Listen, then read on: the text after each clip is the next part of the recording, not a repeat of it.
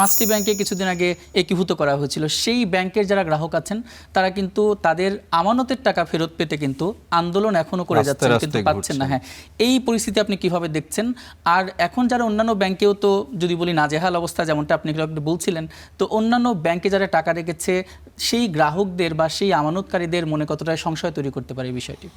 না, দেখুন, ব্যাংকিং ব্যবস্থা তো আসলে বিচ্ছিন্ন না, একটার সাথে আর একটা জড়িত। এরা কিন্তু সিস্টার কনসার্ন মূলত অনেকটাই।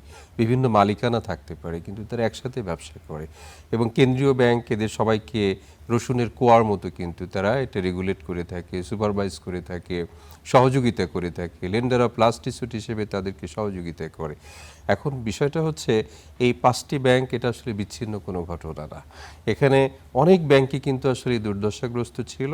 তবে সরকার ওই সময় স্বপ্রণোদিত হয়ে একটা রেজুলেশন করে, বলে আইন ছিল না, একটা আইন করলো 2025 ব্যাংক রেজুলেশন, যেটা করা হলো।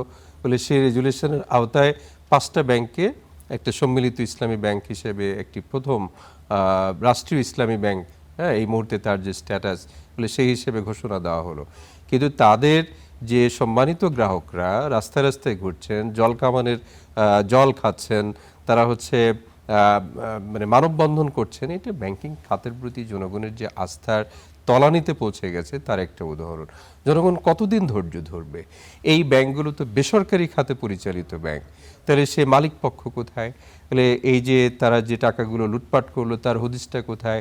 তখন কেন্দ্রীয় ব্যাংকের দায় দায়িত্ব তাদের দায়িত্বে কে ছিলেন, তাদের এখানে দায়িত্ব কতটুকু, এ সমস্ত তো নিরূপণ করতে হবে এবং জনগণকে বোঝাতে হবে, বলতে হবে যে ভাই আমি তোমাদের টাকা দিতে পারবো অথবা দিতে পারবো না। এই রাস্তায় রাস্তায় ঘোরানো, যারা ব্যাংকে টাকা রেখেছে তারা তো একদম হতদরিদ্র না, এরা কিন্তু মোটামুটি মধ্যবিত্ত শ্রেণীর মানুষজন। তাদের যদি কথাবার্তা, পোশাক আশাক দেখেন, তারা হয়তো ভবিষ্যতের কোনো একটা প্রয়োজনের জন্য এখানে সঞ্চয় করেছে। আর এই আমানতের টাকা এটা মানে সামষ্টিকভাবে আমরা ফেরত দিতে ব্যর্থ হচ্ছি, এটা কিন্তু আসলে জনগণের প্রতি একটা সুশাসিত সমাজের যে একটা বৈশিষ্ট্য, সেটা কিন্তু বড় ধরনের একটা বড় খেলা, ভোগান্তি আরো বাড়িয়ে দিচ্ছে।